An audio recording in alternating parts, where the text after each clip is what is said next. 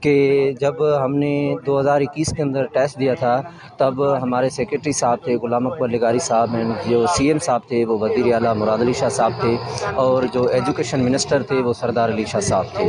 ان تینوں نے مل کر ایک پالیسی بنائی۔ اس پالیسی کے تھرو انہوں نے کچھ علاقے جو تھے، ایریاز جو تھے، it means we can understand those areas which belongs to them, وہ ایریاز جو ان سے تعلق رکھتے ہیں یا جو ان کے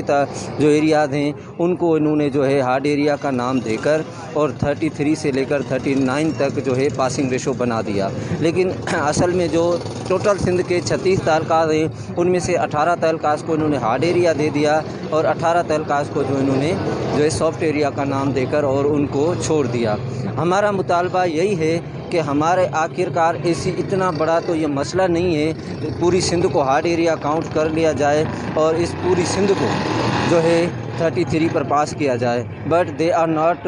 listening to us and they want to make their play game, and this game the main holder of this game is Sardar Ali Shah Sahab, and we want to request to all these peoples which are concentrated from the education department of Sindh, said please give us our right which we want from 2 years, not 2021 IBA GST PST, and also they are not giving consultation. All the candidates are going to running their protest strikes and road blocking and also protesting in Karachi,